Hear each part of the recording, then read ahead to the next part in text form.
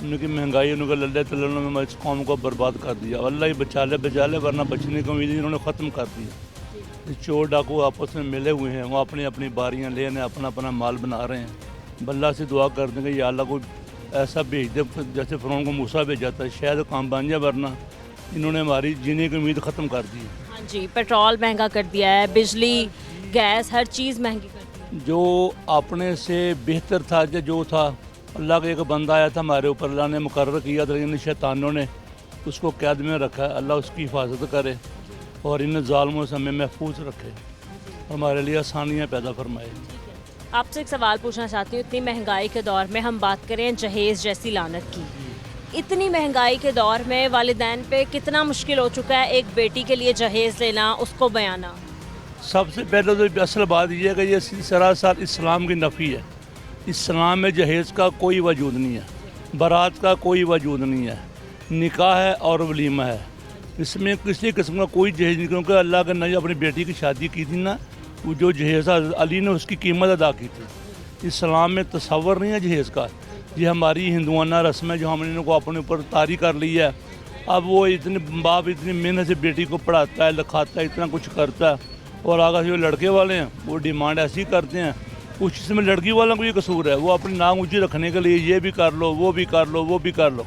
हालांकि अगर कंप्रोमाइज़ करें तो हम इन खराफा से बच सकते हैं।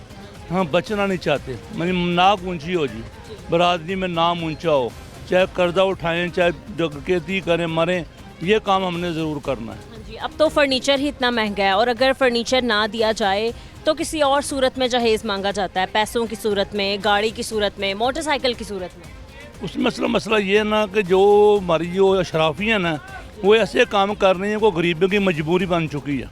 अगर वो नहीं देते वो कहते जी बेटी को क्या दिया, वो एहसान किया, बेटी पैदा नहीं की, देना नहीं था। बेटी की इज्जत, माँ बाप ये सोचते हैं या हमें ऐसा सामान देगा हमारी बेटी की इज्जत हो, लेकिन हमने देखा कि सामान से इज्जत नहीं होती। इज्जत अल्लाह देता है या उसका किरदार देता है, वरना सामान वाली तो बेचारी बड़ी बड़ी पारक हो के आ गई, जिनको अल्लाह ने नवाजा है वो कुछ करते हैं, लेकिन हमारा मुआशरा अपने गलत रास्ते, इसीलिए हमें हमारे ऊपर ये हुक्मरान मसलत है। अगर हम ठीक हो जाएँ, हुक्मरान ऐसे मिले ही ना हमें। हम वो बात आप ठीक कर रहे हैं, लेकिन अगर जहेज़ के बगैर भी शादी कर ली जाती है बातचीत करके, लेकिन फिर बाद में उस लड़की को ज़हनी और जिस्मानी तशद्दुद का निशाना बनाया जाता है, उसको तंग किया जाता है। यही तो मसला है ना, कंप्रोमाइज़ करते नहीं। हमारे पहले दिखाने के दांत और हैं, खाने का और हैं। वो पहले से लड़की की माँ कहती लड़के मेरे को बहू चाहिए, बस बहू चाहिए। जब बहू आती है, क्या लेके आई है, मुझे वो कांटे नहीं पहनाए, मुझे कंगन नहीं पहनाए, मुझे फलां काम नहीं किया, लड़का मुझे बाइक नहीं मिली, ये नहीं मिला, वो नहीं मिला। अब वो मजबूर हो चुके हैं, माँ बाप और वालिदैन के बेटी की इज़्ज़त के लिए कुछ भी करने को तैयार हो जाते हैं। अल्लाह पाक इनकी हिफाजत करे, लेकिन मुआशरे ने बेटी वालों के लिए जीना मुश्किल कर दिया बहुत ज़्यादा।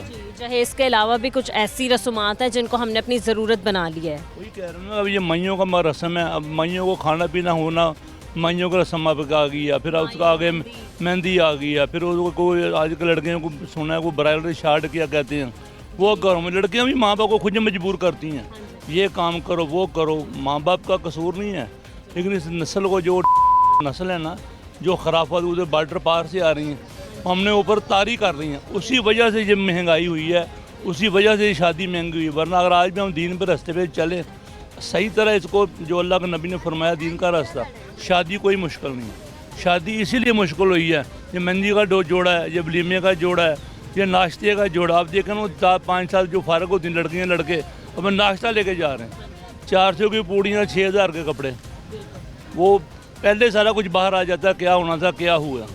ऐसा कोई पैगाम देना, ख़त्म नहीं हो सकती। जी, पैगाम देना चाहते हैं लोगों को हमें जब से जब दीन का रास्ता अख्तियार करेंगे, कुरान और सुन्नत की रोशनी में जब हम पीछे डाल दिया, हमारे ऊपर वो शैतान हावी होगा। जब तक हम दीन का रास्ता नहीं अपनाएंगे, हर आने वाला दिन मुश्किल होता जाएगा।